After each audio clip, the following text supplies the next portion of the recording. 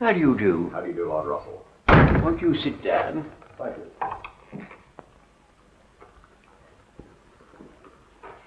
Now, what are we going to talk about? Well, Lord Russell, as you approach your 80th birthday, I think we'd like you to tell us what you think you have learned and what you think you will never learn in your career as a philosopher.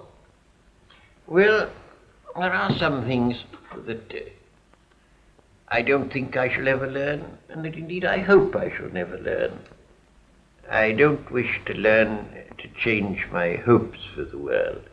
I'm prepared to change my beliefs about the state of the world, about what happens, but not about what I hope. About that I hope to remain constant. I think we might call the subject of our talk 80 years of changing beliefs and unchanging hopes. It's very difficult for anybody born since 1914 to realize how profoundly different the world is now from what it was when I was a child. The change has been almost unbelievable. I try as best I can, in spite of my years, to get used to living in a world of atom bombs, a world where ancient empires vanish like morning mist, where we have to accustom ourselves to Asiatic self-assertion, to the communist menace. The world is altogether so different from what it was when I was young that it's an extraordinarily difficult thing for an old man to live in such a world. I was born in 1872. My parents died when I was still an infant, and so I was brought up by my grandparents. Can you tell us something about your grandfather? Yes, I can tell you something about my grandfather. He was born in the early years of the French Revolution. He was a member of Parliament while Napoleon was still on the throne. In common with all the Whig followers of Fox, he thought English hostility to Napoleon was excessive, and he visited Napoleon in Elba. It was he who introduced the Reform Bill in 1832, which started England on the road towards democracy. He was Prime Minister during the Mexican War, during the revolutions of 1848. I remember him quite well, but as you can see, he belonged to an age that now seems rather remote. And the world where I was young was a solid world, a world where all kinds of things that have now disappeared were thought to be going to last forever. It didn't dawn on people that they would cease. English people certainly regarded English naval supremacy as a sort of law of nature. Britannia ruled the waves. It didn't occur to us that that might stop. Never thought. Even with Bismarck? Bismarck was regarded as a rascal, and was thought of as a sort of uneducated farmer. But it was assumed that the influence of Goethe and Schiller would gradually bring Germany back to a more civilized point of view. And moreover, we thought of Germany as only a land power. Germany had at that time no navy. We weren't at all afraid of Germany. In fact, liberal opinion was more favorable to Germany than to France at that time. Bismarck himself compared Germany and England to an elephant and a whale, each formidable in its own element, but no danger to each other.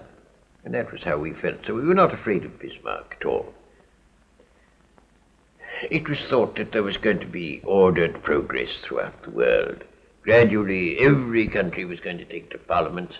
There was going to be a bicameral legislature and two parties, and it was all going to be exactly like England everywhere, all over the world. My grandmother used to laugh because one time she said to the Russian ambassador, "Perhaps someday you will have a parliament in Russia."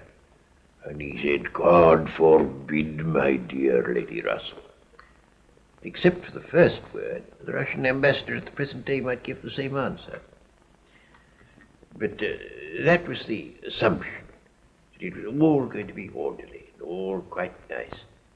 The atmosphere, apart from politics, it was one of Puritan piety, very great austerity.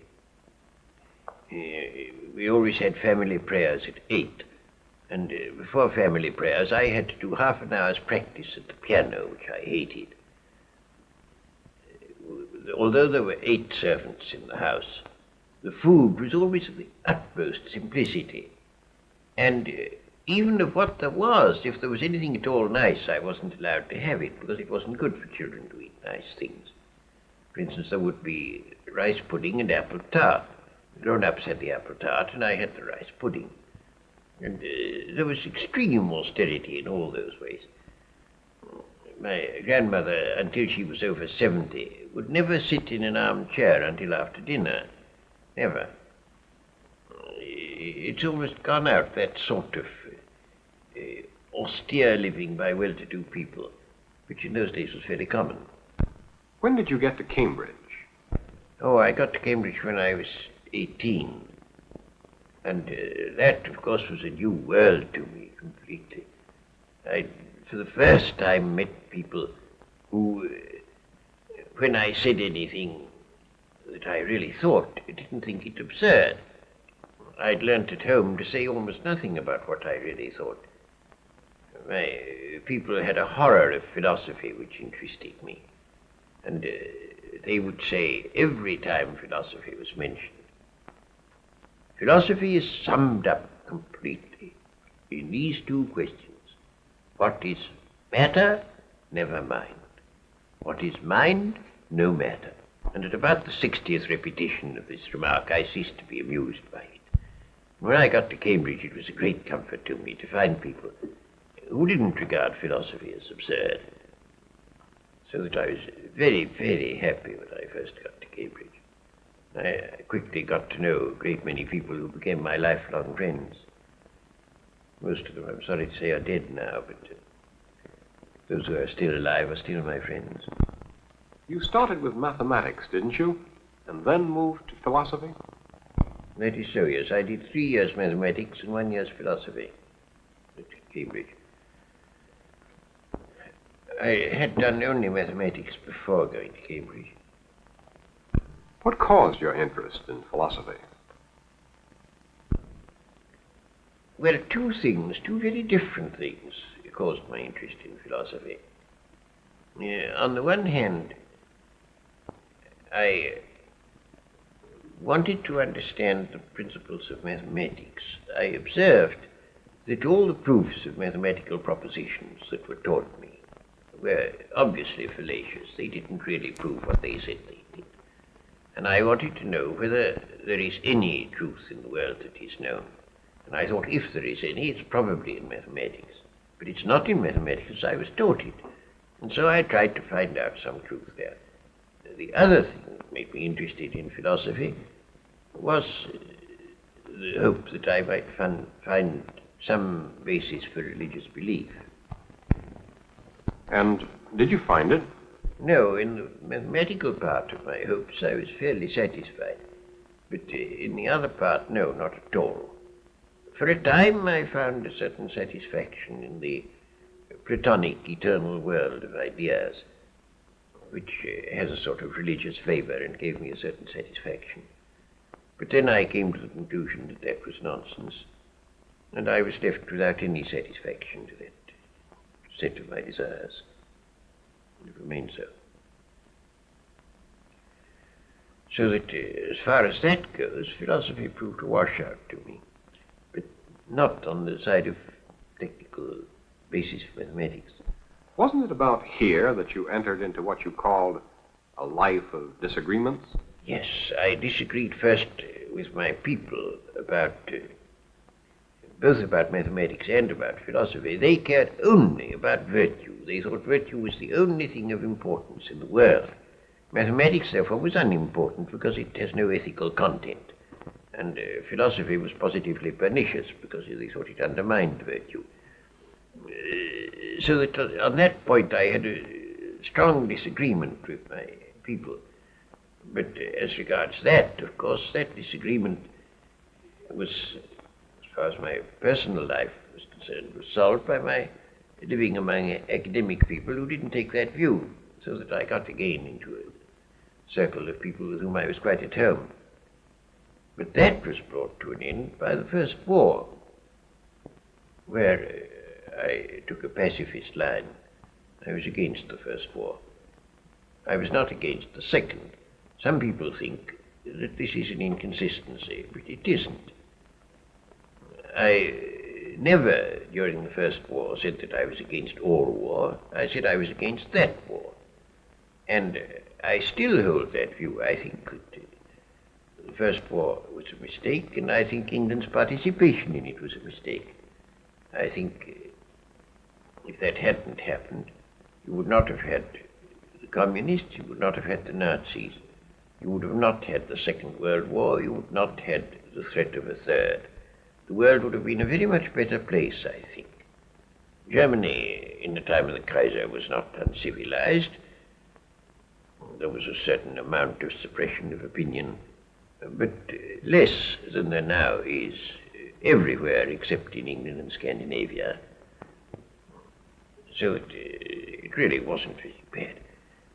For propaganda purposes, the Kaiser's government was represented as dreadful, but that was only talk. It wasn't really true. Your opinions today in regard to Russia are not altogether friendly. Did you always feel that way about the Bolsheviks? Yes, and that caused another violent disagreement.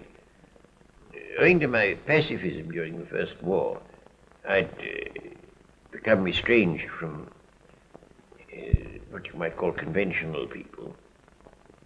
And then I went to Russia in 1920 and found that I abominated the Soviet government. I thought they were dreadful people already and becoming more so, and sure to go on becoming more so.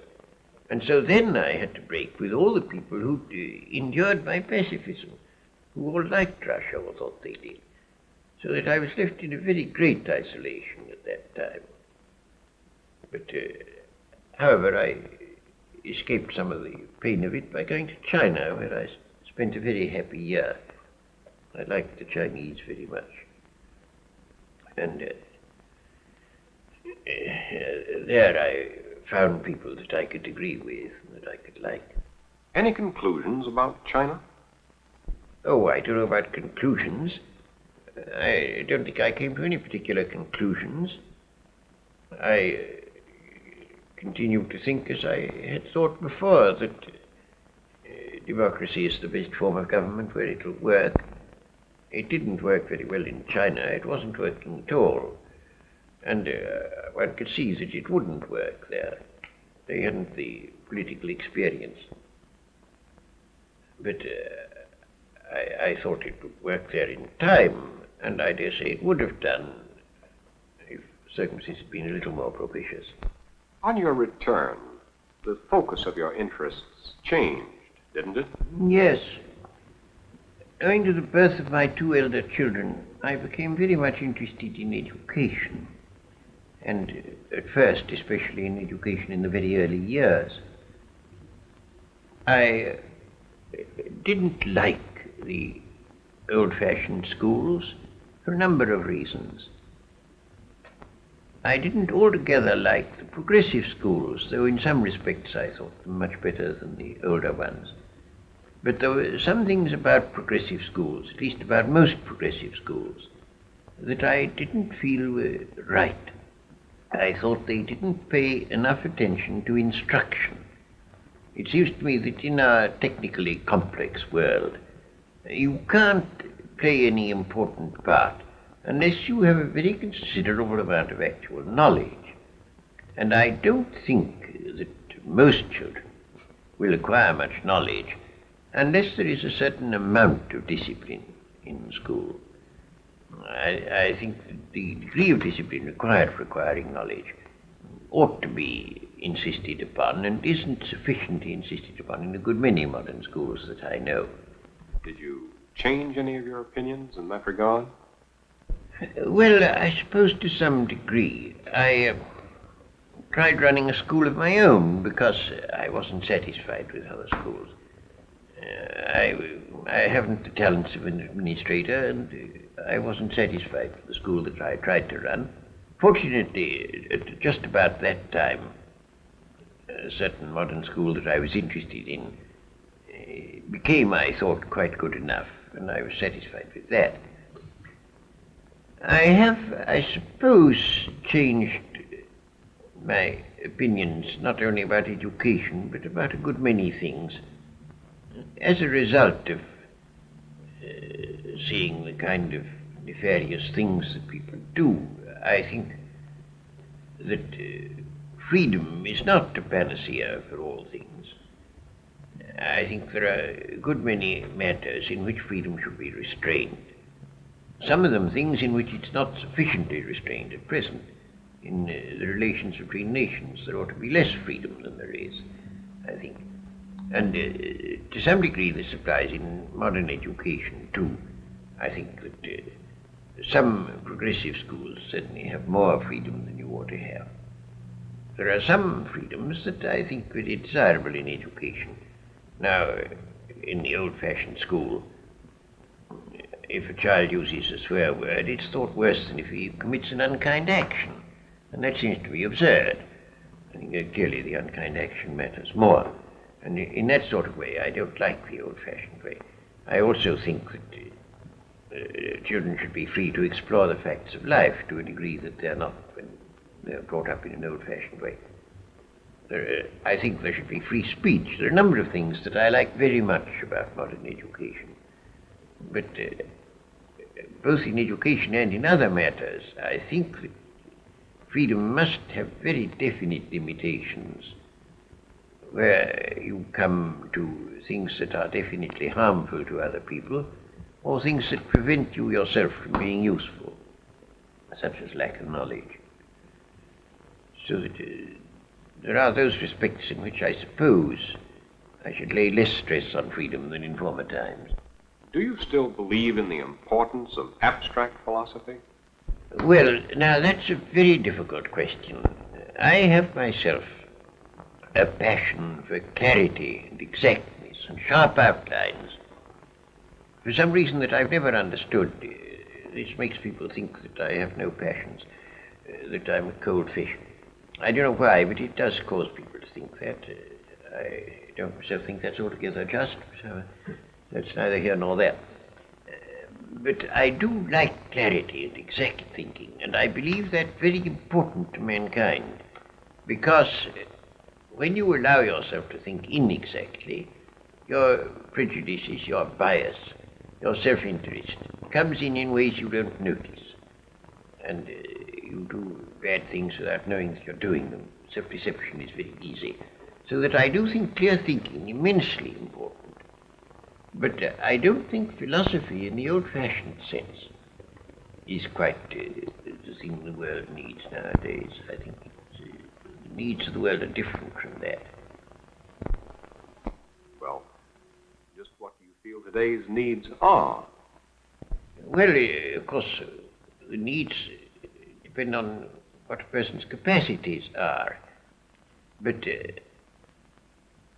if I were now, at this moment, a young man, whether in England or in America, I should not take to philosophy. I should think there were other things better to take to.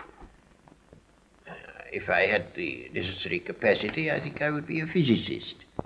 If my capacities didn't run in that direction, I should think that history, psychology, mass psychology especially, theory of politics, things of that sort are much better worth working at than pure philosophy.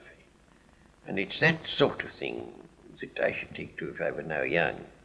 Lord Russell, what do you think the world needs to reach a happier state? Well, I think there are three things that are needed if the world is to adapt itself to the Industrial Revolution. The troubles we are suffering now are essentially troubles due to adapting ourselves to a new phase of human life, namely the industrial phase. And I think three things are necessary if people are to live happily in the industrial phase. One of these is world government. The second is an approximate economic equality between different parts of the world. And the third is a nearly stationary population. I'd like to say a little about each of those. As to world government, the world government should be, of course, a federal government, leaving a very great deal of freedom to the individual national governments, and only those things controlled by the world government which are absolutely necessary for the avoidance of war. The most important and the most difficult of these is armed forces. All the important weapons of war will have to be in the hands of the international government and of it alone. When that happens, war will become practically impossible. And if war were impossible, mankind could go ahead. If war is not impossible, every advance in scientific technique means an advance in mass murder and is therefore undesirable. But if once world peace were achieved, it would be just the opposite. That's the first point. Now I come on to the question of approximate economic equality. As things stand at present, Western Europe, and still more the United States of America, have a high standard of life.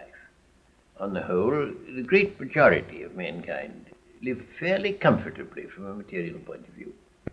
Asia, on the other hand, lives in very, very great poverty. So does most of Africa. And the moment people are sufficiently educated to be aware of these facts, the inevitable result is a great development of envy in the poorer parts of the world. That envy is a cause of unrest and inevitably makes world peace precarious. There's only one way of dealing with it, which is to produce approximate economic equality, which of course is a long story, but it can be done. The third point about population is very vital indeed. The food supply of the world tends at present to diminish through the denudation of the soil. It tends, of course, also to increase through various technical advances. But those two about balance, so that on the whole the food produce of the world does not increase appreciably. Now that means that unless everybody is to be very poor, especially if you have economic equality, unless everybody is to be very poor, there must be not more people to be fed, not many more than there are now. And therefore you've got to get approximate economic equality, approximate equality of population, and approximately stationary population. Otherwise, those parts of the world where the population increases fast will want to go to war with those where it increases slowly. That brings us precisely to the problem of Asia and what part Asia will play in the immediate future. Well, Asia, first of all, has risen to the point of education. Some Asians have, where it is not prepared any longer to be subservient to the white man. It hasn't noticed that Russians are white. If it had, it would take a different line. But it seems to think that Russians are yellow or black or some other color. And I think our propaganda ought to be mainly devoted to saying only Russians also are white. I believe that would be the effective propaganda to use in Asia. But I pass that point by. Asia clearly is going to claim equality with the white man. And it's perfectly futile, absolutely futile, for the white man to resist that claim. It will infallibly win, infallibly. And we ought, therefore, to concede it graciously at once before we're driven to it. To concede complete equality to Asia. But if Asia is not to overwhelm the rest of the world with a vast flood of population and poverty, Asia must live up to its responsibilities and must learn the sort of things we have learned in the West, which is how to maintain a roughly stationary population. And if they can't learn that, which I fully believe they can learn, and learn quickly, much more quickly than most people think, if they can't learn that, they will not have won their claim to equality. Lord Russell, speaking as of today, can you see the influence of any one philosopher more than any other one? Well, I suppose in recent years the most important influence has been Marx. If you can dignify him with the name of philosopher, I should hardly like to dignify him so myself, but I suppose he must count in the list, and he certainly has had more influence than anybody else. For those of us who reject Marx, can you offer any positive philosophy to help us toward a more hopeful future? Well, as to that, you see, I think one of the troubles of the world has been the habit of dogmatically believing something or other. And I think all these matters are full of doubt, and the rational man will not be too sure that he's right. I think that we ought always to entertain our opinions with some measure of doubt. I shouldn't wish people dogmatically to believe any philosophy, not even mine. Not even mine. No, I think we should accept our philosophies with a measure of doubt. What I do think is this, that if a philosophy is to bring happiness, it should be inspired by kindly feeling. Now, Marx is not inspired by kindly feeling. Marx pretended that he wanted the happiness of the proletariat. What he really wanted was the unhappiness of the bourgeois. And it was because of that negative element, because of that hate element, that his philosophy produced disaster. A philosophy which is to do good must be one inspired by kindly feeling and not by unkindly feeling. Summing up, Lord Russell, do you feel that there is hope for the world today? Well, I do. I feel it very strongly, but how far that is really a rational conviction and how far it's temperamental, I can't say.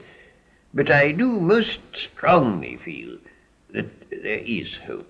There may be very dreadful times ahead of us. I dare say there are. But I still believe, I believe most firmly, that through whatever pain and suffering, mankind will emerge from these dreadful things and will emerge into some world that will be happier than any world that has existed in the past. I'm firmly persuaded of that. What I don't know is how long it will take.